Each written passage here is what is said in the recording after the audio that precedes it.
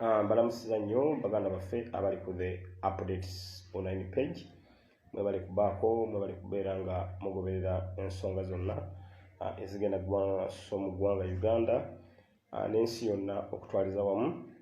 Mr. Update nnyingiddewo mubaka wa Parliament owa Kawempe North Constituency omulonde mubadde muludde okundaba ku live naye bingi bye mbadde nkwasaganya nga mumanyi nako olwajjo nkulisaayo bonna be twabadde nabo mu nteekateeka ey'okulaba nga baganda baffe balondebwa ate ne balangiribwa. Nkulisaayo buli omu jjo gwe twabadde naye Mubiru James oyo twamulwaniridde era Mr. Update nze nabadde mu nteekateeka yonna ey'okulanga muganda waffe Mubiru James alondebwa ate era n'embeera mu nteekateeka ey'okulanga Mubiru James alangirirwa. Nolwekyo ogwo mulimu nagukwasaganyiza bulungi nnyo ate ne bakandidates abalala bonna abali ku ticket eya National Unity Platform okulanga balangirirwa Mr. Update amaanyi nagataddemu nnyo kubanga MP bw'omala okulondebwa ate oli entitled okulwanirira banno.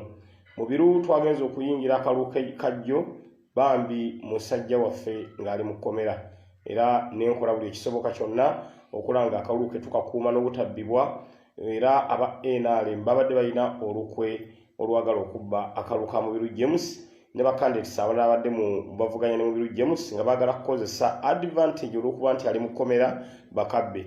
Naye Mr. Update nga mumanyi bw'esseeri antama nataddewo ttiimu eri competent esobola okubeera nga tetulyamu lukwe tetulyaza amaanya eyasobodde okukuuma akalulu ka Mubiru era buli ddala foomu yonna netugifuna Mubiru James n'abanga olunaku olwaleero adiikire yalingiddwa nga wiina ow'akalulu ak'obwa Road Councillor Lubaga North. Nolwekyo neebaza bonna be nabadde nabo mu ekyo ate ne bakandidates abalala nabayambyeko omuli Nusufa Nakato bakandidate bange bonna ab'e Kawempe bonna ba Road Councillors bonna be naleese bonna bawangudde. Actually Kawempe twajeeze bwezi buli Road Councillor gwe nagenze ne campaigningira yawangudde bulungi nnyo kuba bwe namala okuwangula akalulu kange ate ne situula ne ngamba nyina okubeera nga nkimako bannange era bonna ne mbakimako ba Nusufa Nakato ba Mushini muganda wange Gaddafi yanziridde mu kifo ani bonna mbadde nwana bwezingire okulanga bawangula kubanga sisobola atenze kuwangula bannange ne batawangula. Kyova olaba bwe twali tulondebwa we nali nondebwa nga MP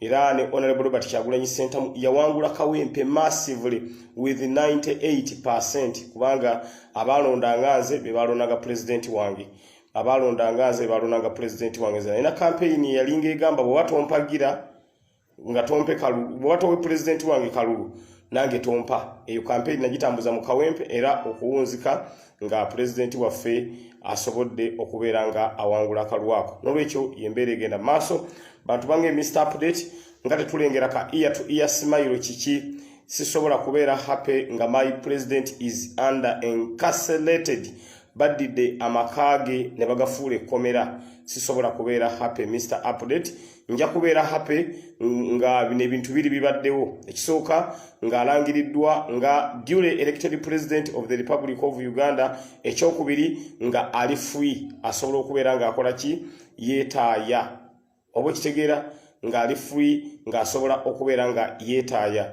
That's when Mr. Update lomujja okulaba to ear smile nga ndi happy but as we talk on now sinza kubeera happy kati nga ki ekinsanyula Mr. Update tewali kinsanyula because my president is under illegal detention neba n'abasajja bajooga ate nga bamusibidde wakaawe kyekisinga okubeera nga kinnuma osibira otyo omuntu mu njuye n'omugaa tojja kufuluma.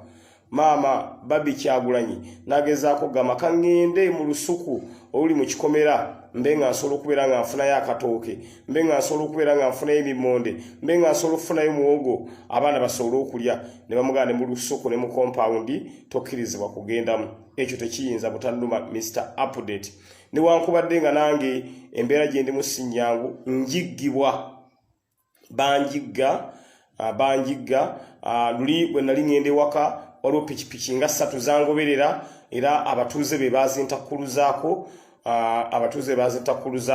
simanyi lukwe luliwo kubanga information gye bampa bangamba ba opponents bange be bakirimu omu ku main opponent bange twali tuvuganya nabo mu kalulu bayo yavuddeyo nanjozayoza n'okunjozayoza kati abantu banga asegirinya abasajja tebaagala olayire bagamba nti okulayira kugenda kutuuka nga gwoli mu ntaana kati kyabyannemye okutegeera nga Mr. Update olina kufa naye in spite of the intimidation etuusibwa ku Mr. Update ndi mugumu nnyo bw'aba Katonda yategeka ti Mr. Update ajagera mu kalwa akawangule ate bamuttaafe have no problem ndi mumativu tibanakawempe mwampadde akalulu ate ne mukama wange Robert Kyagulanyi Ssentamu yajja kuba nteekateeka ya Katonda tiyagitegeka Segirinnya ojagera mu kalulu okawangule ate bakutte lwekyo kiriwo ndi ku bantu abamu be baagala okutta era abantu bangamba Segirinnya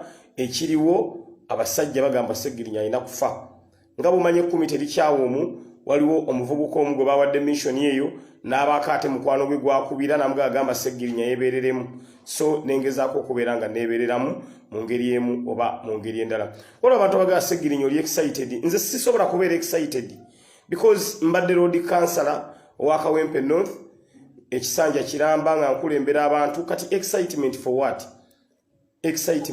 sisobola kubeera excited sisobola kuba excitement for what I've been a road councillor for 5 years ago kati mbeera excited kuki kuba n'ekifo kye nafunye sinnakyeyagaliramu nga president wange ali mu komera sinza kyeyagaliramu kyobola basinza kugamba nti nkola pate sinza celebratinga sinza yiteeka mu motoka egenda yebaza balonzi until nga my president is free so I'm not excited omuntu abeera excited aba yakoze dda pate aba yayisizaamu edde motoka eyebaza ebyo nasijja kubikola until nga my president is free because president wange yalondebwa bana Uganda ne bamugamba nti gogeno tukulembera obuwanguzi bwe ne bunyagibwa so sisobola kubeera happy so waliwo omuntu Segirinnya oli excited I'm not at all and I cannot be excited when my president is still under incarcerated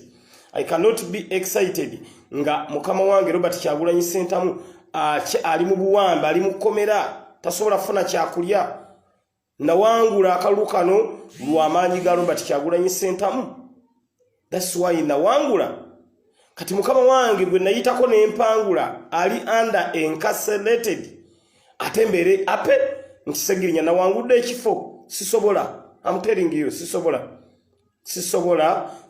ate era sijja kubeera I'm telling you sisobola ate era sijja kubeera abantu abamu abagamba nti Segirinnya ali excited nali nnoonya akalulu nembeegayira nobeegayira muganda wange nterayo ka post kano ng'ogamba abantu bannonde n'agaana ku abo bemuwulira aboogera Segirinnya is excited nagenda mu inbox muganda wange posta yange yiyo ebifaananyi byange babiyuza buli muntu yonna ayuza bifaananyi byange nyamba opostinge ekifaananyi kino ku Facebook yo obagamba abantu be Kawempe North bakulonde oyo gwe muwulira ayogera nti ndi Segirinnya ndi excited n'agamba sijja kiteekayo maze okuwangula atagamba Segirinnya I'm not excited and I will not be excited unless or not until nga my president is free banna Kampala naddala abaana abawangudde obwa road councillor abawangudde obwa MP temwawangudde bwa MP lw'amaanyi gammwe temwawangudde bwa road councillor lw'amaanyi gammwe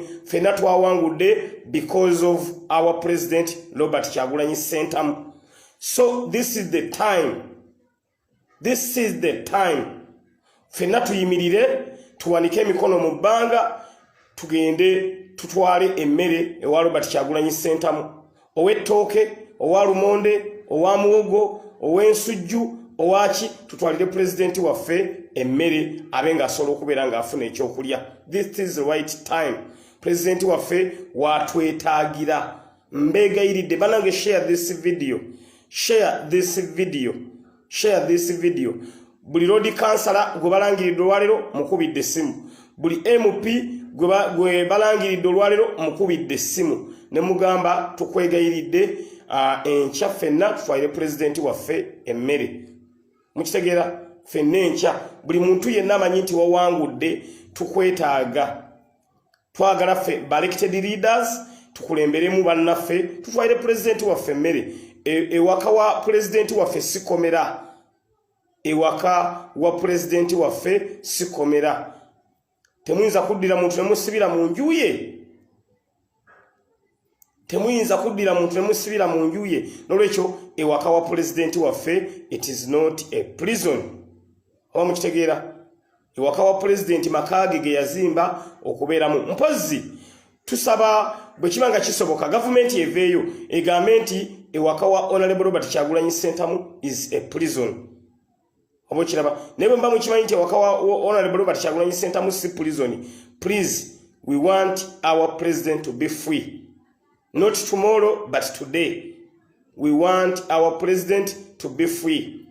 Aberenga alina access ku mmere, aberenga alina access ku bantu be. Negwo manyi omuntu okubeera nga ali uwe n'abaana be tebaliyo aliyo yekka. Can you imagine osobola okuteekawo embeera bwetyo no kirowoozaako president okubanga ali waka naye nga n'abaana be tebaliiwo. Can you imagine? So ye embeera egenda mu maaso naye nga bwe tulwanira president waffe okubeera nga ali free kyembasaba baganda bange nange Mr. Update ba opponent si bange simanyi kye bazaako naye amawulire genfuna ba opponent si bange nange tebatudde baga Seggirinya tajja kulayira Seggirinya tunotuuka okulayira nga mufu. So yembeera eriwo abali ku the Updates online page mungerera ngo okunteeka mu ssaala era enkya namaze okweteekateeka tutwala mmere wa president naye amawulire genfuna n'abantu abankubira amasimu bangamba Seggirinya abasajja baagala ofe bakwagala mu ttaka oleme kulayira ekyo baba Katonda yakitegeka Seggirinya jawangula akalulu aleme kulayira nga mufu. I have no problem because obulamu bwange manyi nti Katonda yakuuma. Katonda era ekyaba yakitegeka ti kino kijja kubaawo ne kino kibeewo ne kino kibeewo ofe.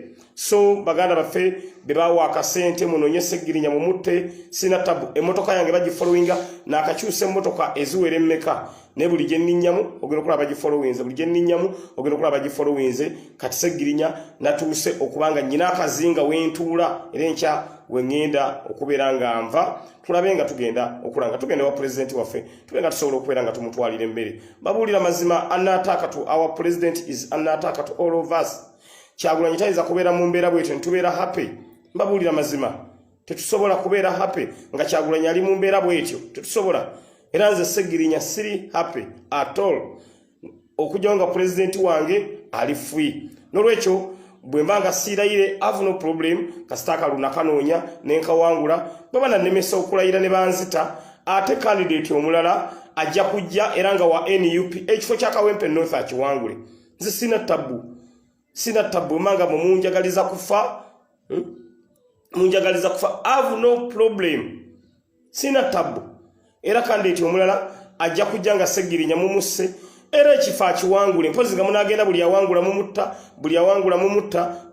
mumutta because wini tebeera ku side ya muntu omu wini ebeera ku side ya abantu bangi nnyo mu Kawempe abasobola okwesimba mu kifo kino ne bakiwangula nga ne Seggirinya taliiwo. Nolwekyo ekyo Katonda yaba yakitegeka bw'aba yakiteekateeka sina kyakola kubanza ekikoze buli kimu okulanga obulamu bwange bubeera protected naye buli lukya nfuna okutiisibwa Seggirinya kati embeera bwetyo bweri ku side eyange nga ate bwe nwanira ne mukama wange president wa Uganda addako. Nolwekyo ekyo Katonda bw'ati waba yakitegeka tojja wangula akalulu bakutte oleme kulayira sirina kyakola kati nakikolera ki because buli kimu nkikoze ekyokulanga neebeereramu ekyokulaba nga mbeera safe buli kimu nkikoze naye bwetyo embeera bweri akalulu nakawangula sisulaka. Can you imagine nave waka omwezi mulamba emabega nenve waka Seggirinya nembanga ensula gye nasulangamu nga sinnungi leero nosula wano luli nosula wali luli ne weekweka wano ne weekweka wali Katonda nansaasi yanambikako akasubi akalulu nenkawangula nga ndi mu mbeera ya dduka leero sula wano lulisula wali lulisula wano lulisula wali lulisula wano embeera ey'emisinde ya dduka ne bambi Katonda n'ansaasira akalulu nkawangulira mu mbeera eyadduka era n'ennangirirwa nga MP owa Kawempe North eyalondebwa abantu n'ebitundu 96 ku buli 100. Nyanzi Paulo webale nnyo ogambye I voted for you at Kulumba Secondary School. Thank you so much. Kulumba nze ntwalawo. Nolwekyo Katonda abanga bwate bwe yategeka sirina kyakkola. Kubanga ngeesegirinya abasajja bakwagala butalayira. Buli muntu kyangamba nakafuna essimu kugambye ezuwere 10. Oba oyina wooli ne bakubira nabagamba segirinya leero oyinza obutasimatuka. Awo n'odduka onogera n'onoonya woddukira, n'odduka onogera n'onoonya woddukira, n'oddukira onogera n'onoonya woddukira. Kugamba embeera sinyangu abatulaba naddala abali ku the updates online page. Ate oba okyali mu dduka n'olaba olinga akola live segirinya is over excited. Ngandi under 30 ngandi mu mbeera neetiisibwa. Ngandi excited for what? I cannot. Nze singa president wange Kyagulanyi bamulangiridde nange ne bannangirira mbabuulira singa temalina kiri mu Uganda mbabuulira mazima mwandirabye ku segirinya ali happy ndoza mulaba ne live ndwawo okuzikola nga ngamba ngende ku live njogere ki era leero ekindese ku live bintu bibiri ekisooka okubasaba nange munteeke mu ssaala kubanga abasajja segirinya bagala kunzita ekyokubiri kulabanga fena mbakoola ntitwala mmere wa president waffe wa Uganda ddako Robert Kyagulanyi Ssentamu. That's why kyekinkozesezza live zino kyenkozesa live eno eya leero n'abamu kubagamba segirinya is over excited nabeegayirira ng'ebula wiiki emutulonde munange enyamba muganda wange nterayo ka posti abantu bannonde nkwegayiridde n'agaana. Even I have the messages. Neato lujja live segirinya you over excited bambi stop please my brother akikola bambi kireke enembera gye tulimu tetwagala kunenyono oboli fena focus ebere ku kintu kimu kulaba nti president waffe avatya mu buwambe kujonga abamu bawulidde mutima mubi segirinya wangula ate ne mune wini yange sinnaje yagaliramu ate era sijjajje yagaliramu okujjako nga president wange ali free. Oya chovola segirinya munengera siriko yadda akaseko ndi mwennyamivu nnyo. Nolwekyo sijja kubeera happy okunyonga president wange ali free. Ate era okubeera free ng'alangiriddwa because is duly elected president of the Republic of Uganda. Robert Kyagulanyi Ssentamu ye yalondebwa like it or not. Bwabanga si yalondebwa lwaki mwajjako internet. Bwabanga si yalondebwa zino videos zetugenda tulaba zivaawa. Nolwekyo munsabire Mr. Update nange siri safe. Naye ate nze atisibwe sibeera safe nga president wange ali safe ekyo sikiinaako mutawaana. Kubanze kino nakyogera ne bagamba nti segirinya n'eddaame nalikola dda. Nze okufa sikirinaako mutawaana. Nze bwe nfa Kyagulanyi n'asigala nga mulamu sikirinaako tabu.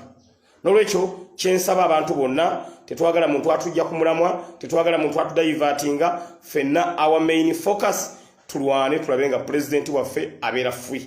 That is now our main focus. President waffe abeere free. Main focus yaffe bwete weyinaawo okubeera ng'ekola ki etambulira. Gwe mulabaawo nonga zaakola live ayogera ebitakwatagana nga mumanya oyo ayina ebigendererwa bye ebirala. Munange abantu baffe abamu ze mbagulira mazima nze mbadde ebyobufuzi bino abantu balina obutaagaliza bungi abantu bwe nafuna ekifo kino abamu kyabaluma awangula atya ngayo mumanyi embeera z'abantu awangula atya lwaki awangudde mbagulira singa saawangula singa muwulira ebigambo bingi nnyo ne Katonda yansaasira n'empangula kati oli n'anoonya segirinya tusobodde tutya okulabanga tuteekawo embeera okumulaga nti oba kugawuli n'ateekawo era ekibozibozaawo naye nga mumanyi nti segirinya nwanyi entalo ate nga abamu ku batulwanyisa nga baali bannaffe abamu betulinawo mu sitwago noga nti naye munnange kyenjagala okugamba abantu bangi nnyo naddala bali mu NRM abakola ebitatuukaganye lwaki emundu ogitunuliza segirinya nga tasobola nakugamba lwaki agitunuliza segirinya okutuusa president waffe yavaayo naga nti banne mumanye ekiriwo nti munno wabanga akoze ensobi in case just go inbox Segirinya bwenkola ensobi just go inbox kale bwala Segirinya nga ali excited nga emwogera genda inbox ogambe Segirinya excitement esuse naye omuntu okujja live naga Segirinya is over excited Segirinya is over excited nga ajja ku live abatawabula abalabisa bulabisa eyo bagita indirect attack kati mwiche mutamanyi baganda afa bali ku the update on any page nze munange Katonda yajja na nyamba nti natandika politics nga nkuba masimu ku radio nenzija nengena mu activism politics nenzija ntujanga tutambuza nenkwatagane mukama wange Robert Kyagulanyi Ssentamu eyandetedde mu mbeera ewangulu wa MP mbabulira sandigenze mu parliament without the backup of Robert Kyagulanyi Ssentamu parliament sandigirabyeko nandigisanzeewa ngenze mu parliament lw'amaanyi ga muntu ogu Robert Kyagulanyi Ssentamu nkiddamu ngenze mu parliament lwa muntu ogu Robert Kyagulanyi Ssentamu singa teyabadde Robert Kyagulanyi Ssentamu mu parliament sandigiwunyizizza nako era nandisigadde nga bwe ntuuka wali ku mulyango gwa parliament bankwata jeke nga zibabadde bankwata jeke nga zibabadde bankwata but because of the iron man because of Robert Kyagulanyi Ssentamu the next president of the Republic of Uganda that's why nagenze mu parliament y'eggwanga Uganda nolwekyo president wange tayinza kubeera nga tali safe ate Mr. Update nemba nganze ndi happy I'm telling you that's why live eno lero njikoze nga n'amaziga mpulira gampitamu because nanga akaseera kempitamu kazibu nnyo akaseera kempitamu kazibu nnyo kaseera kazibu nnyo akaseera kempitamu kazibu nnyo nolwekyo Robert Kyagulanyi Ssentamu is now the elected president of Uganda but remember is not safe nolwekyo yeyo embeera eriwo buli gwolaba omuntu nga yeefula anenya banne ku live manya nti that person aba ayina ebigendererwa bye abantu baffe bwoba okoze ensobi nze mumanyi fena tetuli nti tewali atasobya buli muntu asobya but the approach okubuulira omuntu nti eno nsobi kino kituufu approach matters oluso oba mukitegeera nti naffe nga bwe tuli abawangula munna ayinza okukola ensobi n'omuga waayi mumpola wano inbox but not live olinajja nadda wano ku live nga omwegayira n'omwegayira nterayo even a single post that Segirinya yesimbyewo n'agamba no nganye nolwekyo mbeera bwetyo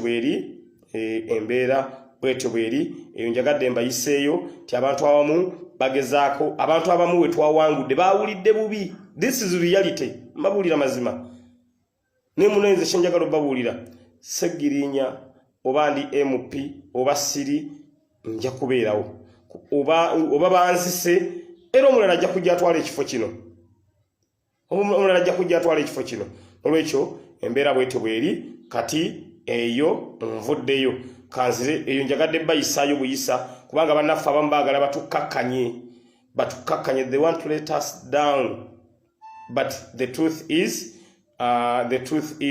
Segirinya ndi kumulamwa nga bwe nabagamba ebintu byonna byemulaba njogera mbabuulira mazima ebimu mbimanyi with experience because mbaddewo ebbanga ddene nnyo abantu abamu bali wano ku the live updates mukimanyi bulungi nnyo mwampuliranga abamu muli mu kyalo abamu nga baga Segirinya nze bulijjo mmanyi nti olina musajja mukulu nnyo natandika okuwulira dda nga ndi mu kyalo nga nkyasoma bambi sitwagenda njiruddemu naye obwemupi nabwagala dda bwali bwagaana obwemupi mbufunye lw'amaanyi aga mukama wange Robert Kyagulanyi Ssentamu ne baganda baffe abalala bawangudde obwemupi tebabuwangudde lw'amaanyi gaabwe terwabuwangudde lwa busobozi lwabwe tebabuwangudde lwa gundi lwa nti obaki abantu abo bawangudde obwa MP lwa Robert Kyagulanyi Ssentamu nga nange Segirinya mu mutwalidde nesimbawo 2011 nesiyitamu singa Kyagulanyi yajja 2011 nali nja kuwangula nga nali naye by then obo kiraba naye kyenjagala obabuulira najja 2011 nesiyitamu because saina maanyi nga Robert Kyagulanyi Ssentamu gantaddeko ne Robert Kyagulanyi Ssentamu yantekako amaanyi ge that's why I'm an MP sisobola ekyo kubeera nga nkyerabira because Robert Kyagulanyi Ssentamu feffe naye atutuusizza wano we tuli mbabuulira mazima ffenna yatusiza wano wetuli nolwekyo omuntu yenna ngolengeranga waliwo muganda afa akoze ensobi ne bwemba nga sinze genda inbox mugambe muganda waffe waliwo akasobi kano nkalabye kana akasobi wano okoze ensobi ekyo kyekijja okutuyamba okugenda maaso but okugenda live notandika okubeeranga omuntu omukkakanya it's totally unfair. It's totally unfair. President waffe yatukubiza n'atugamba mukozese approach eya inbox. Feffe n'abakola live zino tewali muntu atayina simu ya munne. Tewali muntu atayina simu ya munne. Nze mumpeyo olunaku lumu nti Segirinya wajja ku live nga onenya munno gwoli naye mu struggle lwakino nakiri. Nenga munnange nange mbirabo oluusi noga muganda wange lwaki akoze bwati. Chokola ogenda mpola n'omutextingira ti owaaye my brother Honorable Mbiru James kino bambi terezaamu kino terezaamu ate munera n'atereza obo kiraba n'atereza nolwekyo embeera bwetyo bweri njagadde mbabulire ku lunaku olw'enkya ate nga bwengezaako n'okubeera nga mbannyonnyola ku bimu ebigenda mu maaso because ffenna kati focus yaffe erina kubeera ku Free Robert Kyagulanyi Ssentamu era nga tugenda kubeera nga tutwalayo emmere president waffe asobole okufuna emmere president waffe asobole okubeera nga afuna emmere because enjala egenda kumutira mu nyumba taina access kugenda mu lusuku lw'effuna mmere abatwala emmere babagaana katwagala tukwate emmere tugende nayo tugitwalire president waffe tulaba ate banatugate mumutwalira mmere ng'oliye mukama waffe bannange tosobola kuwa muntu bibonerezo bibiri n'okwata akaluluke n'okatwala n'otakoma okwo n'omugamba nti tojja na kulya can you imagine n'omugamba tojja na kulya tojja kulya ate n'akaluluko nkatutte waliwo ambuuza Segirinya meeting point eriwa ffenna twesinkane wa Robert Kyagulanyi Ssentamu buli ava gyava bw'otuuka ffenna magere ffenna tetugenda kyama wantu walala wonna ate emmere eno bwe tuba tugitwaleyo mu nkola ey'emirembe nkiddamu tutwaleyo mu nkola ey'emirembe nga pulezidenti waffe bw'atukubiriza okukuuma emirembe era tukuume emirembe mukitegeera mukuume emirembe ffenna tukuume emirembe nga twalira pulezidenti waffe emmere kyembasaba baganda baffe abali ku the updates online page olukiraba kyembagamba ffenna pulezidenti waffe atukubiriza kukuuma mirembe kyatukubiriza always president kyatugamba bane mukuume emirembe kwate ettooke lyo lyetike ku mutwe tugende mpola tulitwale wa president bw'omala odituusaayo fuluma genda twala ettooke tulituuseeyo bw'omala oditwala fuluma genda oba ekiraba mukitegera kyengezaako bagamba bwe tutyo mpola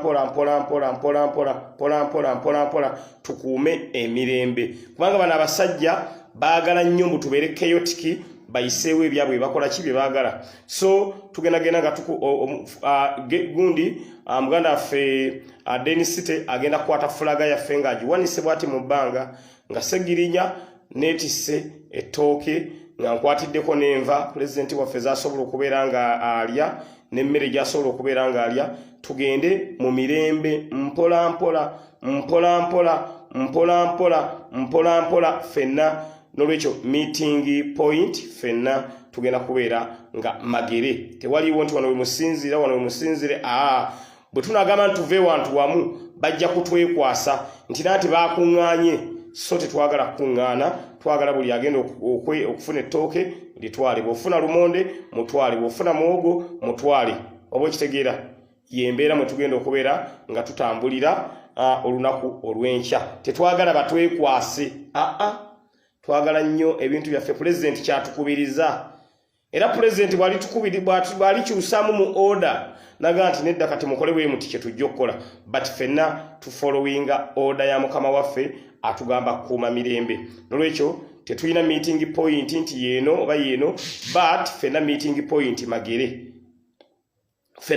point magere ewa pulezidenti waffe waliwo ng'Esegirinya nze ndi alawundi magere tujja kukusangawo ffenna tugende bulungi tugende mu mbeera ennuŋŋamu nolwekyo kyembasaba mwenna abali ku the updates online page fulaga yaffe eya NUP ne fulaga yaffe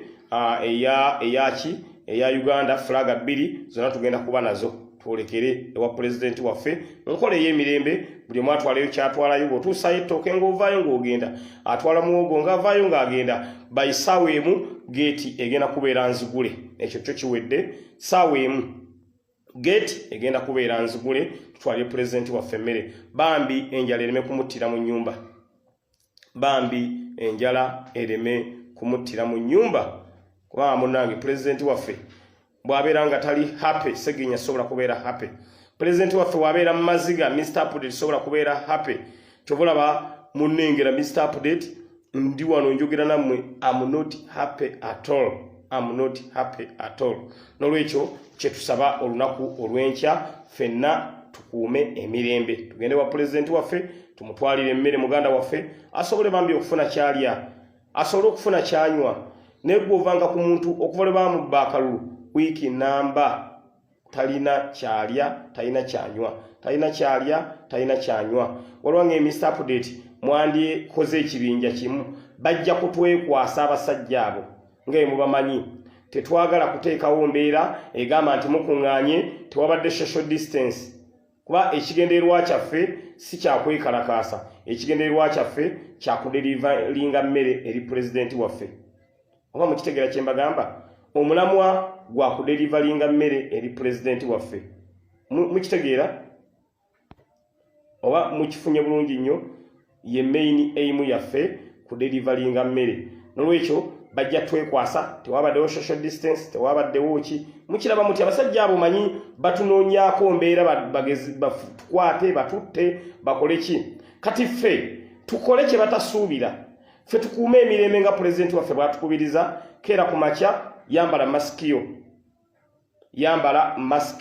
bw'oyambala masikiyo kwata ettooke lyo lyetike bw'okwata ettooke lyo lyetike n'enva katonda abakusobozeseza n'ozifuna ffenna tugende mu mirembe nga twambadde masiki oba okiraba nga twambadde masiki oba okitegedde lwekyo yembeera gye tugenda okutambuliramu muyinza okuba abantu 5 nga mugenda muyinza okuba abantu 4 nga mugenda muyinza okuba abantu 10 nga mugenda naye nga ffenna final stop Magere oba tuyinza okugamba ffenna twesinkane ku mulyango gw'e Magere wali ku gate ya president then awo tuyingire oba okitegeera kyetugezaako okwewala be basajja bano okuteekawo embeera endala naye nga tetugenda kuba na exact meeting place nti obeeno obeeri but meeting place ffenna ku gate ya president ffenna ye meeting point yaffe ffenna wetugenda okubeera nga tusisinkana naye remember teweerabira mask teekako mask bulungi nnyo tugoberere buli mateeka gonna agagobererwa oba mukirabye ekyengezaako okugamba tugoberere buli mateeka gonna agagobererwa SOPs tuzifollowinge bulungi nnyo babulweko ekyekwaso naye nga meeting point yaffe ffenna wali ku gate ya president e Magere teweerabira masiki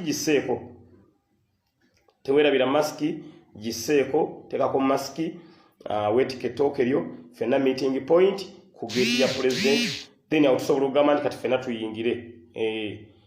tuyingire tutwalire president waffe emmere president waffe bw'afuna emmere kiba kiwedde mu ngeri emu oba mu ngeri endala oba okitegeera mu ngeri emu oba mu ngeri endala nolwekyo bwetyo embeera gye tulina okubeera nga tutambuliramu olunaku olw'enkya twagala nnyo okugoberera amateeka kubanga bano abasajja bo tubaleke bamenye amateeka ffe tugagoberere bamenye amateeka bo beerabise naye nga tulina okumanya buli alina fulaga ng'olina fulaga ya Uganda olina fulaga ya NUP jangu nayo tugende ffenna tulabe nga tusobola okubeera nga tuderivalinga emmere eri president waffe balodi councillors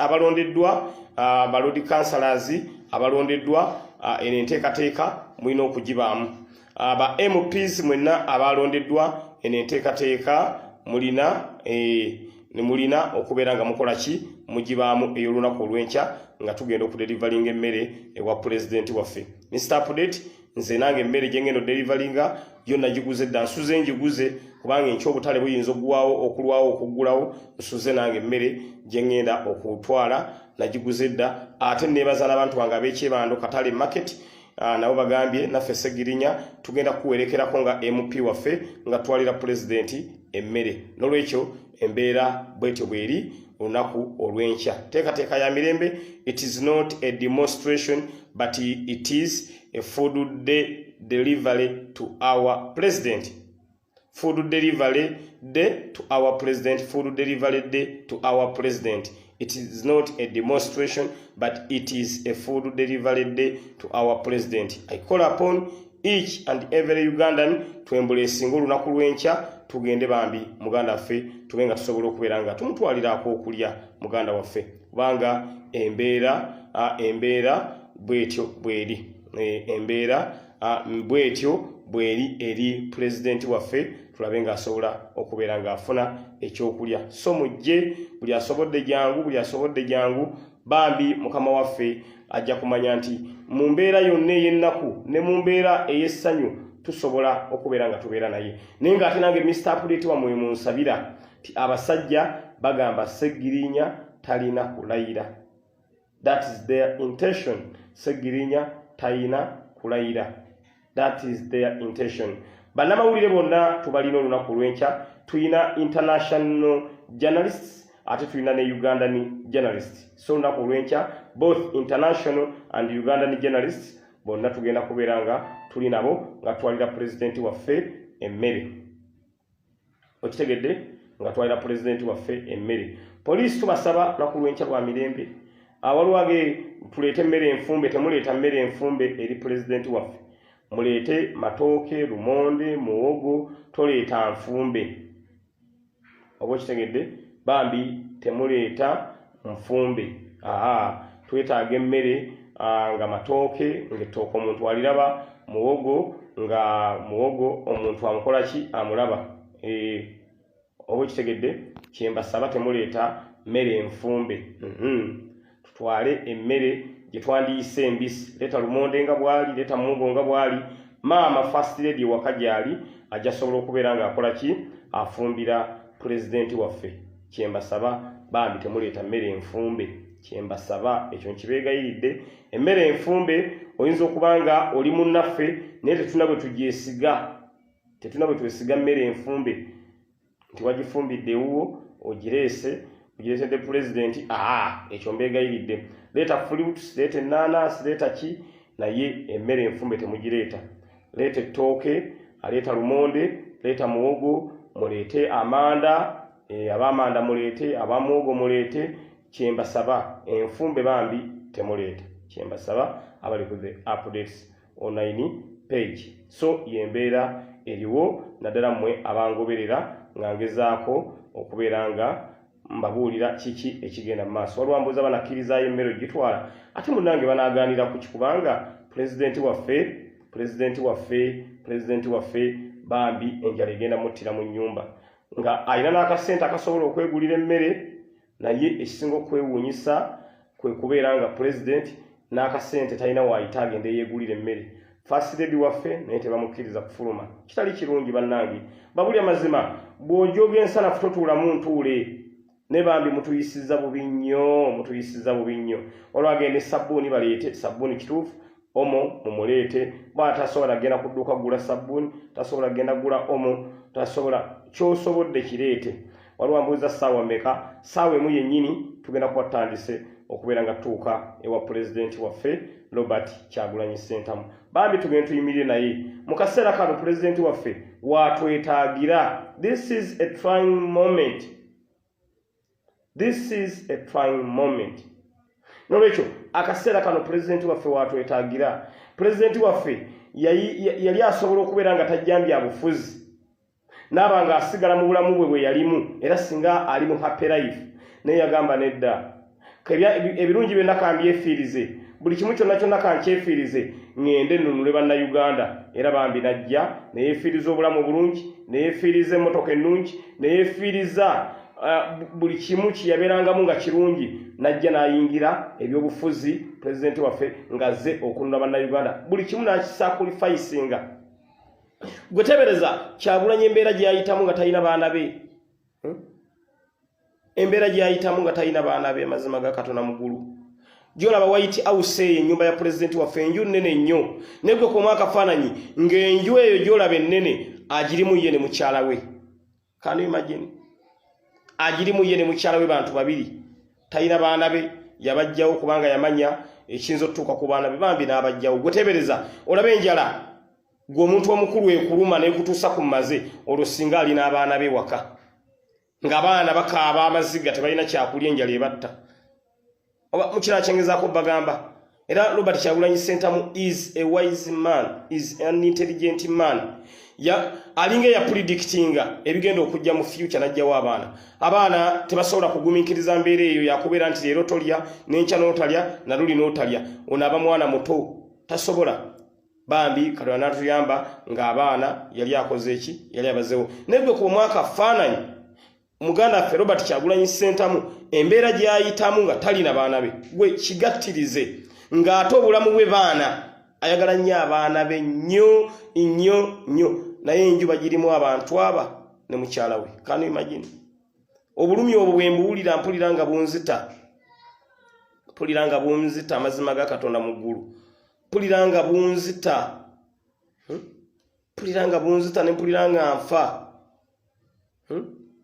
Mpulira nga bunzita ne mpulira nga nfa ne nga Can you imagine? Kyagulanyi Robert Ssentamu ali eyo mu nnyumba talina kyakulya talina kyakunywa abaana be tabalabako. Can you imagine? Obulumi obwo mbabuulira mazima kintu kye bayita mwana nga wamumanyira ng'omwana is part of your life ky'oyinza okuyitamu nga toli naye. Mbabuulira mazima si kintu kyakusaaga. Olwekyo bambi Kyagulanyi ayitambulamu obuzibu ennyo obw'obutabeera na baana be olw'okubeera nga abaana be tabalabako. Ekyo kinnuma Mr. Update kinnuma nnyo. Omanyi enju ennene bwetyo okubanga mugibeeramu abantu babiri abantu babiri ne kati abaana besinga bambi nga weebali bwe bajja babuukira ku ddadi babuukira ku mami oyina kyofuna mulingo olina abaana bo naye abaana be tali nabo. Nze mmanyi amaziga mukama waffe pulezidenti waffe gaalimu as we talk now ng'abeera yekka ewaka ne mukyala we babiri tewali afuluma tebakkiriza mugenyi agendayo omulaba abeera ng'omulabe. Kwegamba embeera eyo si nnyangu nnyo. Nolwekyo enkya kitugenda mu nju mwali waliwo kabebi akato ak'emyezi 18 ako tujja kukagulirayo amata. Tugenda kukagulirayo amata abange Mr. Update gattako even drinking water n'amazzi nago tujja gassaako olwange Mr. Update tucontributing essente ez'okugula ebintu. Tetugenda contributing essente za kugula bintu olw'ensonga buli omu kyagenda osobola kyagenda okugula. Tetugenda contributing essente za kugula bintu kujjako gw'obanga weekozeemu omulimu nogaa nti munnange Ssegirinya ettooke liryo nange kandigule ki ekyo tewali mutawaana. Naye sijja baga nti tusonde ssente z'okugulira ebintu okugula ebintu ebigenda ewa pulezidenti. Ekyo bambi munsonyiwe naye ennamba yange mugimanyi bw'obanga gw'oli eyo nogaa nti munnange Ssegirinya nze naye kanguleyo ettooke naye kanguleyo olumonde. Ennamba yange mugimanyi soluga nange munnange kanguleyo ettooke kanguleyo olumonde naye nga sibagambye nti muleete ssente ate tugule ebintu. Buli muntu yenna olunaku olw'enkyagenda ewa pulezidenti waffe alina kyagenda okugula. Ow'ettooke ajja ddigula, owa lumonde ajja ddigula, owa muwogo ajja mugula. Muba mukira kyengezaako bagamba naye sijja bagamba nti let us contribute. No, Mr. Update badde saagala tukikole bwe tutyo. Wabula buli muntu yenna alina obulumi ajja kugula kyaguze tukitwale. Gwe ali eyo ng'ogamba nti olina kyoyagala okontributinga osobola okukikola but nga sibage nti mukikole nga gwe n'okusiimako. Naye nze bye ngenda okutwala Mr. Update nabiguze dda era mbirina. Ne bannanga abalala abagenda okutwala manyi babiguze dda because aba MPs ne ba road councillors nabo bakoze eki nabo baguze dda ebiki ebyabwe nolwekyo embeera bwetyo bwerwalage Segirinya sente ze zisinga okusinga emmere kakati emmere anagigulawa kuba tebamukkiriza naawe mu nnyumba waali era ayinawo kasente akatinitini bambi naye tebamukkiriza tulina mutwalira mmere tulina kumutwalira mmere oba okiraba tulina kubeera nga tumutwalira emmere musajja waffe mukama waffe pulezidenti waffe bambi abenga asobola okubeera nga abeera happy mu ngeri emu oba mu ngeri endala newankubadde nga alimbuwambe naye abenga alina kyalya at least nga alina kyalya mbabulya mazima ne bwobeera mu mbeera etya naye nga olina emmere nga olina emmere kintu kikulu nnyo ne tusobola kuwa muntu bibonerezo bibiri n'omugamba mpambye obuwanguzi bwo ate tojja nakulya bannange ekyo kimenya ewaliwo ng'ekisegirinya mugule ne ttule z'amagi that's a great idea tugenda kugula ttule z'amagi amagi tugenda gagula mu bungi ne butto amagi ne butto oyogedde bulungi nnyo amagi ne butto n'eŋŋano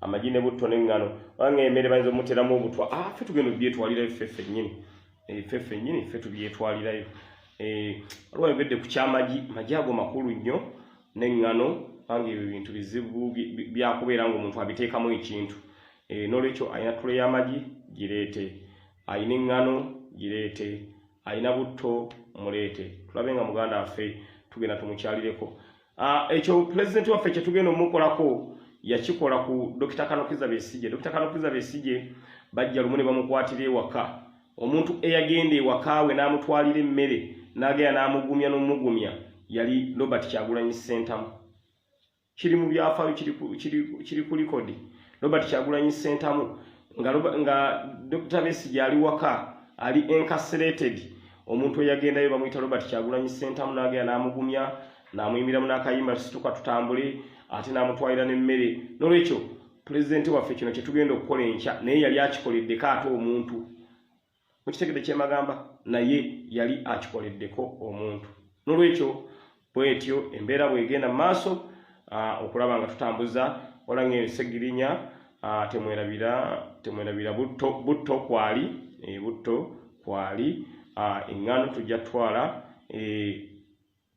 eŋŋano tujja kutwala buli kimu tugenda kitwala wala ng'emisa update no maize flour kyemusalawo bye tujja okugula naye kwega kye tusaba buli omu kyaguza kireete naye muntu bw'aleeta ettooke kubanga ettooke liba zzibu nnyo omuntu oteekamu ekintu ekikyamu ettooke mulireete lumonde muleete kye tuteetaaga yemmere enfumbe wala n'amakoloni that's very great n'amakoloni nago pulezidenti waffe gajja kubeera nga gakola ki gamuyamba mu ngeri emu oba mu ngeri endala so yeeyo embeera egenda mu maaso mwebale nnyo mwebalire ddala mwebale kusaba katusabe olunaku olw'enkya Katonda alukeese bulungi tube nga tusobola ogenda wa pulezidenti waffe bulungi ewatali mbeera ndala yonna tutwaleyo bye tuguze ate tusabe abakuumaddembe batukkirize tubitwaleyo pulezidenti waffe abenga afuna ekyokulya pulezidenti waffe olanga Mr. Update njagala kugulayo ettooke olintwalire mpe ennamba yo eya mobile money okay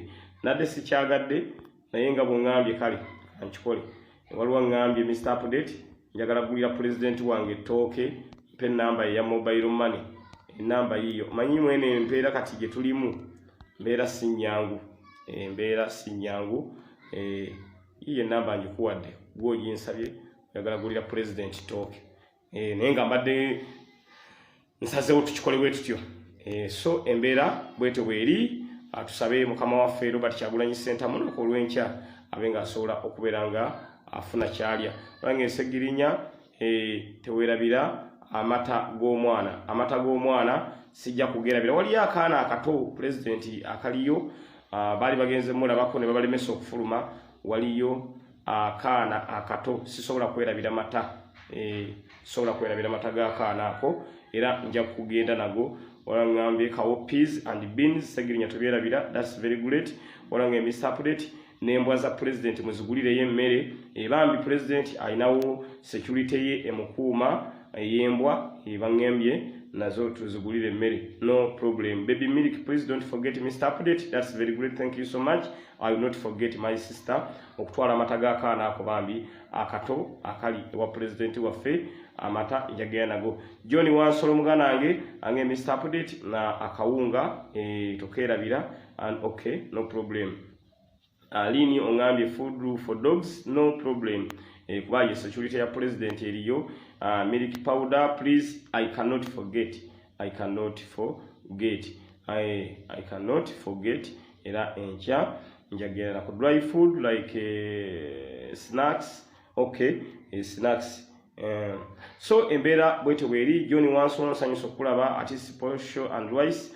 Omuchere gwe tugenda gugula mu bungi asobole okubeera n'emmere ewaka. Ate yadde emmere tugenda gitwalayo era tulina okudemandinga for easy release because amakage White House is not a prison. The presidential home is not a prison. So tutwalayo emmere naye ate nga bwe tudemandinga okubeera nga ewakawe muvaawo because amakage sikomera. Amakage sikomera. Nolwekyo tugenda kukola mu kutwala obutwazi mmere wabula n'okudemandinga security eve ewa president waffe. Munnange eriri sikomera gali makage ge yazimba okubeeramu unless nga muvaayo ne mugamba nti White House is now a gazetted prison.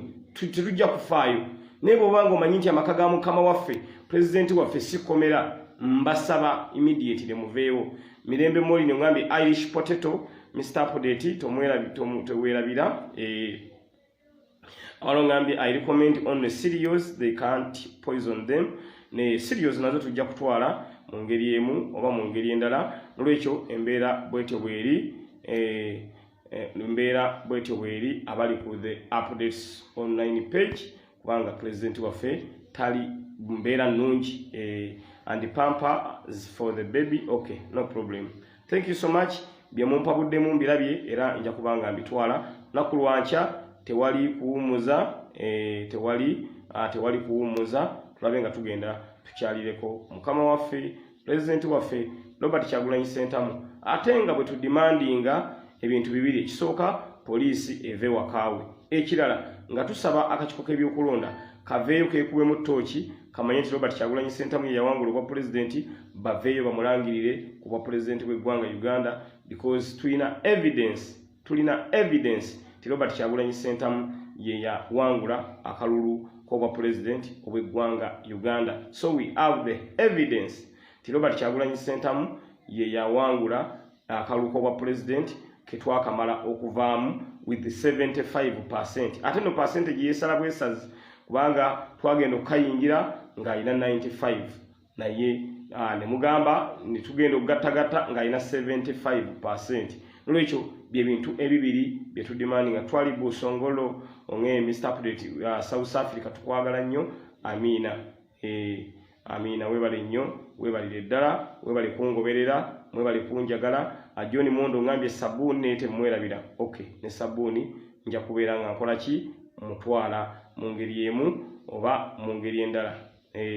Mu ngeri emu oba mu ngeri endala mugana nge John Wansolo. So embeera bwetyo bweri tudemandinga ebintu bibiri. Tudemandinga our president to be free ate adikire yalingibwe nga winner of presidential elections 2021. Presidential elections 2021. Ndayimwayi Museveni adidde mbw avuga emmotoka simanya ava simanya wa ajja batadde abantu ku kkubo babawadde emitwalo 5 nti bamwanirize babawadde n'ebitishati naye ngero olengera abantu bali happy. Munnange omuntu eyawangudde ate abantu abamusanyukirako talina bbawa ssente. Talina kubawa ssente abantu abamusanyukirako. Kyobalaba ne mwerabisizza nnyo.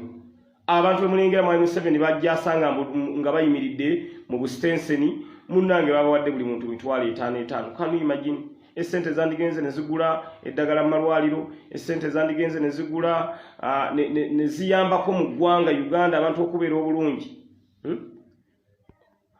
Patricia Gaya, I want to buy 50 kg for rice. My president Edimutwe and Nubian Lee family. Thank you so much.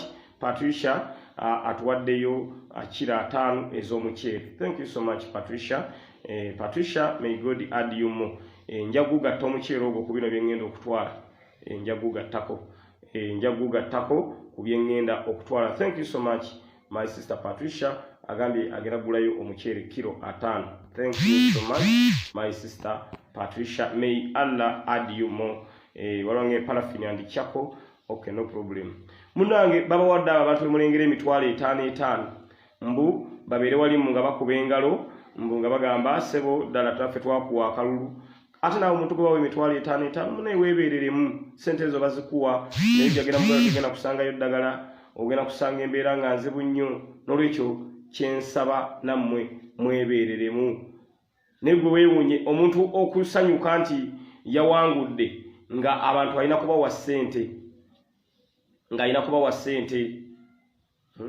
abawe ssente bakube mu ngalo nti yuyo ayitawo bakube mu ngalo. Mwerabisizza nnyo basajja mmwe gwera nga Kyagulanyi olabe essanyu ly'abantu lwojja okutegeera ani yawangula akaluko bwa pulezidenti. Mwalanga Mwai Museveni abajaguza nga mulina okubawa ssente kati gwe gamba nti Kyagulanyi yawangula olabe people's love olabe abantu we bagenda okubeera nga basanyuka nga love si nteekemu ssente naye nga love eri natural love.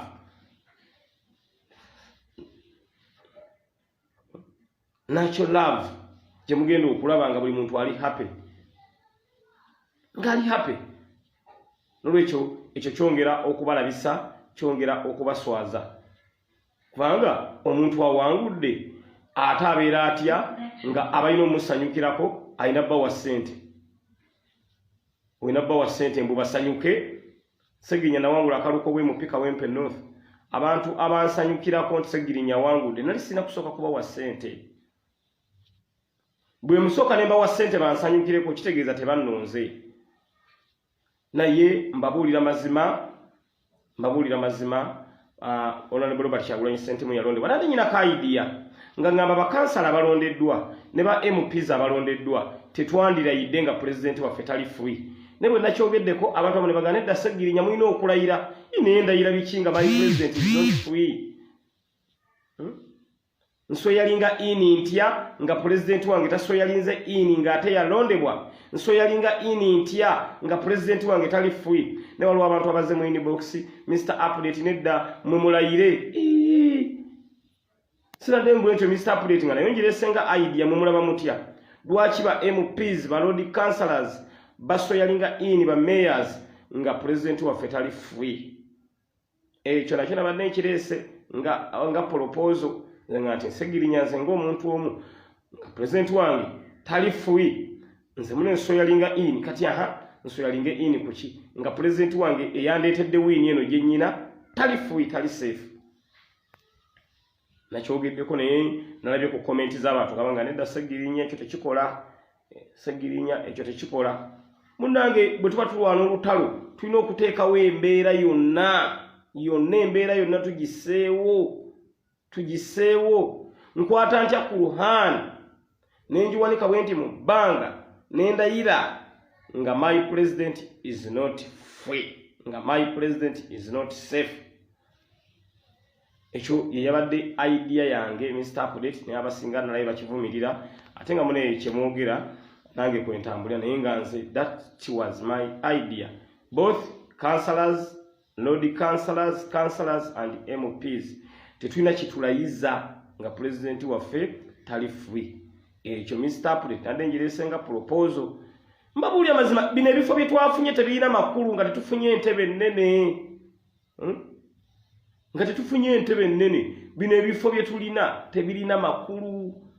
Entebe erina amakulu eri emu yabwa president ne bw'obeera member of parliament mu government enfu tolina ky'osobola kukola. Ne bw'obeera Lord Councillor mu government enfu, nothing you can deliver to the public, nothing you can deliver to your electorate. There's nothing you can deliver. But mu government ennungi abantu basobola okufuna buli kimu kye beetaaga. N'olwekyo mukiraba ekyo nakyo tugenda kigatta nadde ndeese idea eyo tetulayira nga pulezidenti waffe tali free tali safe. Oba okitegeera tali safe ate ng'ekyo tukikola nga tukikakasa because ffenna tuli kye tuli lwa Kyagulanyi. tuli kye tuli lwa Kyagulanyi. Without Kyagulanyi Segirinya sandibadde MOP. Without Kyagulanyi Joel Ssenyonyi teyandibadde MOP. Without Kyagulanyi Shamim Malende teyandibadde MOP. Without Kyagulanyi Bali Mwezo teyandibadde MOP. Without Kyagulanyi Kazime Bashiri teyandibadde MOP. Without Kyagulanyi Kawali Abubeka teyandibadde MOP. Without Kyagulanyi Mr. Update sandibadde MOP. Ndi MOP because of Robert Kyagulanyi Sentamu. That's why ndi MOP. Mukisega kingeza ko bagamba abali ku the updates online page. Mukiraba kingeza ko kubagamba. Ekyokubiri nyina ekirowoozo era kirabadde njagala okuleeta nganzera Mr. Update. Nganze Mr. Update. Fulunaku lw'okulayira ffe tube nga tukungubaga. Nga tukungubaga. Ffe tukungubage ku lunaku lw'okulayira. Ate munange bino ebifo bye twawangudde kyogamba nti bye bigenda okwo ujjadde twabifunye tebisobola kutereeza Uganda nga mbabuulira mazima tetulina ntebe ya bwa president. Our main focus ebadde entebe ya bwa president yebadde main focus yaffe. Era nze kyobola akaluwa kange mbadde nkanoonya 10% nenoonya akaluwa ka Robert Kyagulanyi Sentamu 90%. Why? Tinze ne bwe siwangula Kyagulanyi Robert Sentamu n'awangula nga golo yange eba enywedde. Nga golo yange eba enywedde. Kakati nkuwa akafaananyi ani agenda okuggulawo parliament eye-11. Nze parliament eye-11 njagala Robert Kyagulanyi Sentamu yaba agiggulawo. Parliament eye-11 njagala mukama wange Robert Kyagulanyi Sentamu yaba agiggulawo. Kakati ani agenda okuggulawo parliament eye-11. That's why awonawo Mr. Update nkyalinawo question mark. Nkyalinawo question mark that I won MOP Kawempe North constituency as a member of parliament, but even Robert Kyagulanyi Sentamu won. I was declared a winner, but Robert Kyagulanyi Sentamu wasn't declared a winner, yet he was a winner. Kati kyengamba ki ti Mr. Update nga Robert Kyagulanyi Sentamu yawangula nange nempangula fenna balina tulangirira kyekimu. Balangire mukama wange nange banangirire. Ye Uganda empya gye tujja tubategeeza ebbanga lyonna. Ye Uganda empya gye tuzze gye tubategeeza ebbanga lyonna. Uganda ng'ekwembera Robert Kyagulanyi Sentamu nga Robert Kyagulanyi Sentamu yagenda okubeera nga aggulawo parliament eye-11. Kati kati Segirinya mbere wali mu parliament ntudde nga Mwai Museveni aggulawo parliament eye-11. Kyonga kigenda kummenyamu. Nga kigenda kummenyamu. Era waliwo abantu abamu bagamba Segirinya is excited okubeera MP wa Kawempe North. Munnange oyinza n'okulanga nze kino ekifo nkirekulidde. I'm telling you. Nga nkirekulidde because sajja mu struggle lwa kifo. Najja mu struggle lwa ntebe nnene nga gye twetaaga. That's why akaluka imadde kanoonya 10% nenoonya akaluka Robert Kyagulanyi Sentamu 90%. Mbabuulira mazima. Kati kuwa akafaananyi ntudde nga Mwai Museveni yaggulawo parliament eye-11. Nga yaggulawo parliament eye-11 nga Mr. Update nange ndyawo. Nga ndyawo ntudde. Nolwekyo ebyange tebinnagwa. Nammwe abaagala okunzita olw'okuba nti nafunye ekifo ky'obwemupi munaye mulindeeko. Muyinza okulanga Segirinya sirayidde. Mbabuulira mazima. This is reality ate kyenjogera nkitegeeza. This is reality kyenjogera nkitegeeza. Nga nyina ekifo banga sikiina Segirinya wendi. Bulijjo kyembagamba wano ku live tugenda kulayira nga ne Kyagulanyi alayira. Kyagulanyi yagenda okubeera nga aggulawo parliament eye-11. Nolwekyo mmwe mwenna abaagala okunzita Segirinya olw'ekifo munnange mulindeeko. Muyinza okubeera nga mugenda mu kulonda okulala. Mulindeeko temupapa kunzita muyinza okunzitira obwereere. Because nyina ekintu kyengatambula mu bwange nga ntudde wano Segirinya.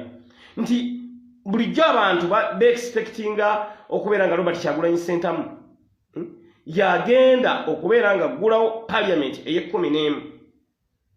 nange Segirinya bulijera bwe kimanyi kati mwaye Museveni agenda kugulawo parliament ye 11 kuki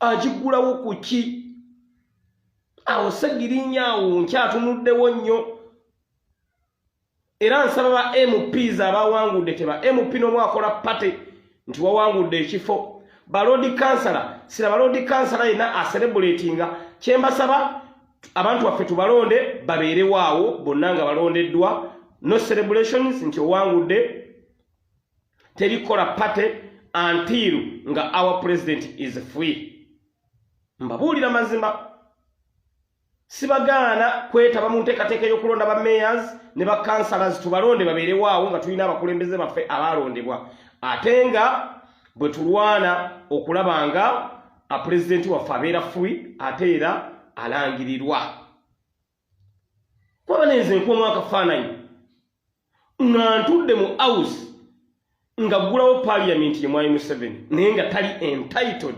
kugigulawo ng'ali entitled okugigulawo is none other than Robert Kyagulanyi Ssentamu yali entitled okugulawo the 11th parliament nolwekyo kyembasaba nze munnange era mwabawoza Segirinya is excited wa no I'm not nze mujja kuneewuunya nga nkedde ku makya mpise press conference nga ngamba nti president wange bw'aba talayira nange sijja kulayira ekyo nakyo mukirindirire president wange bw'aba talayira nange silayira ekyo nakyo mukirindirire munange Katonda yajja nampa kye bayita spirit of nationalism ogwo omutima ogwo ogugamba nti munange lwaki akaaba nze munange bw'abeera akaaba mpulira bubi nnyo nolwekyo ebifo bino byonna tubiwangule bibeere waawo naye tubikozese nga as a mobilization tool for the bigger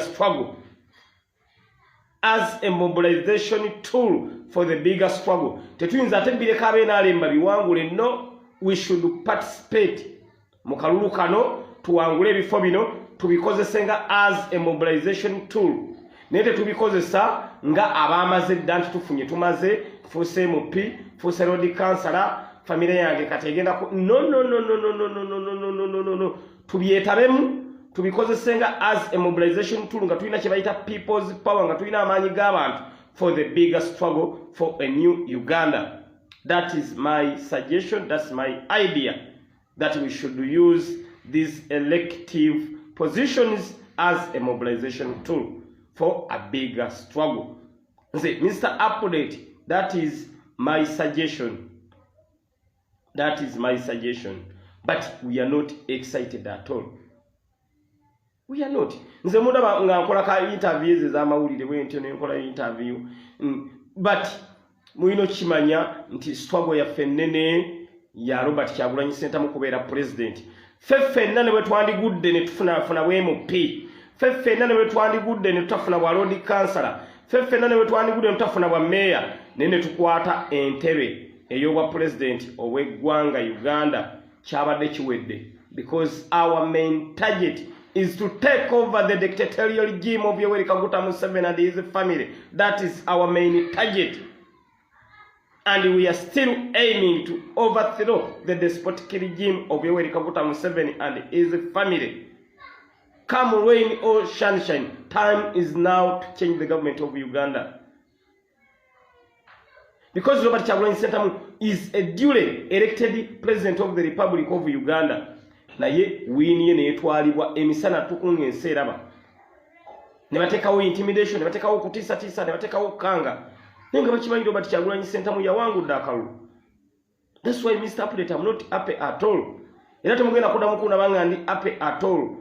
Mwabanyumirwa nti Segirinya leero nga toli happy. Munnange munsonyiwe tukyali mu kkungubaga because wini yaffe yanyagibwa emisana tuku. Nolwekyo temukyewuunya nga Mr. Update mulaba sirayidde sisobola soyalinga in without my president.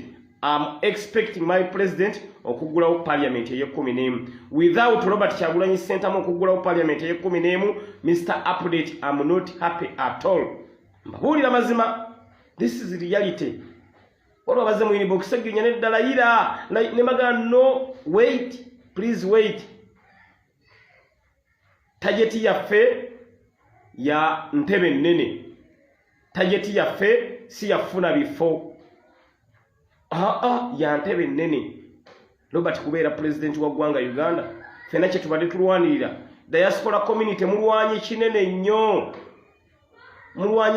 nnyo okulaba nga Robert Kyagulanyi Ssentamu abeera president ne mukola buli kimu kyonna n'olwekyo tukyalwana okulaba nga tuvaayo ne position yemu ng'ababaka abalondeddwa ne ba road councillors ne ba mayors abalondeddwa tujja vaayo ne position emu tuvaayo naki kye tuzzaako kulaba nga Mukama waffe abeera fuyi ekyo nakyo mukirindirire budde bonna tujja kuba tukibategeeza oba okitegeera tujja kuba tukibategeeza but twetaaga president waffe kubeera fuyi mwebale nnyo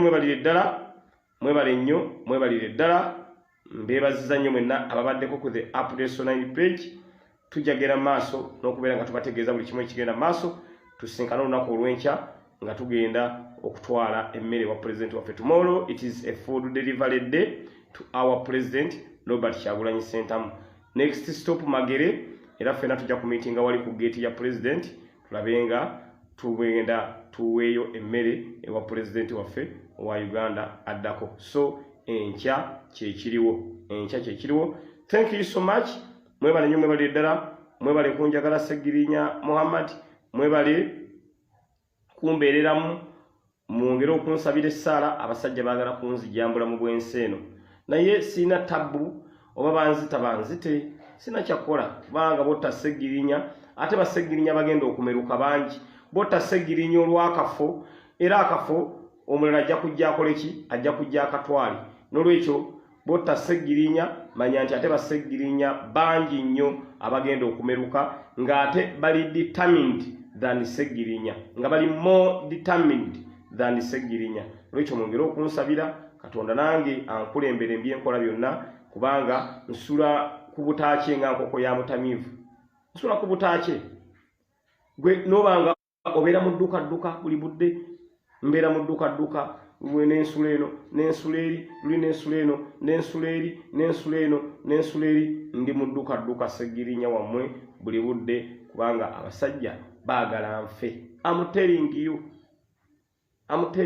mpulira amaziga gankulukuta ku mutima gwange mpulira enyiika enzita ng'abasajja baagala nfe baga Segirinya singa afa naye nga gwe tokweyagaliza munno kufa naye gwe nze anjagaliza okufa ffenna lyekkubo olwero Segirinya ngenda kufa naye naawe ojja kufa kuno kusookayo busoosi onaafa n'olinaafa kusookayo busoosi n'ekyo ojja kwagala otte Segirinya naye naawe era ojja kunsangayo nga nze gye ndi eri nga wanzita n'olwekyo tamunno nga gw'okimanyi nti gw'oli kyuma tojja genda naye abasajja baagala kunzita mbabuulira kyekiriwo Segirinya mujaga Segirinya yatugamba onzo osanga bino byendi mu bagamba bigambo byange ebisembyeyo nga bigambo byange ebisembyeyo kubanga n'abantu be baagala banzite mulabamu ssente babawaddeko dda half ya ssente. Can you imagine okubeera awo ng'oli akulabamu ezize nti bampaddeko half bwe mmaliriza nga bampa balance. Can you imagine mazima ga Katonda mu ggulu. Can you imagine embeere mwentambulira Segirinya wammwe naye ate yadde ntiisibwa yadde nkangibwa ate ndi bweru n'olwekyo kankozesa advantage eno nga ndi bweru mbe nga nsobola okubeera nga nwanirira president waffe abe nga abeera fuyi naye nga abasajja baagala kunzita mbagambye this is reality kyebaliko bagasi kati beewunye bagamba Segirinya tajja kulayira munnange nze ne bwe sirayira era muleme kunzita lwa kifo mbegayiridde abaagala okunzita olw'ekifo temunzita nyinza nze n'obutalayira nga temusoose na kunzita neŋŋaana bugaanyi intentionally neŋŋamba ŋŋaanye because my president is not safe. So okunzita otawaanira bwereere okunzita otawaanira bwereere totawaana kino ekifo ky'oyagala otwale oza n'okitwalira ku bwereere nga tosoose kunzita wamunange nga siri mwe mukulembeze era nsobola okukola ebirala olw'ebirala bye nsobola okukola Sseggirinya ne mbikola era ne bitambula nga siri mukulembeze era nsobola okulwanirira omuntu wa wansi ne nsigala nga nnwana kubanga okulwanira omuntu wa wansi tekitegeeza nti olina kusooka kuba na kifo kya bukulembeze nedda nedda osobola okulwanira omuntu wa wansi oba olina ekifo oba tokirina kyenjagala okubagamba abali ku the updates online page olwekyo kikyamu okubeera nga mutiisatiisa Sseggirinya mwagala okumutta mwagala nfe n'olwekyo tosooka kulowooza ku kyakunzita tosooka kulowooza ku kyakunzita ekifumiza n'okitwalira obwereere because this post is useless nga Robert Kyagulanyi Ssentamu is not safe. I'm telling you banakawempe mwannonze mumpe ekifo naye ekifo ekyampeereddwa ate waliwo ebitali mu mbeera nnungi nga pulezidenti waffe obutabeera safe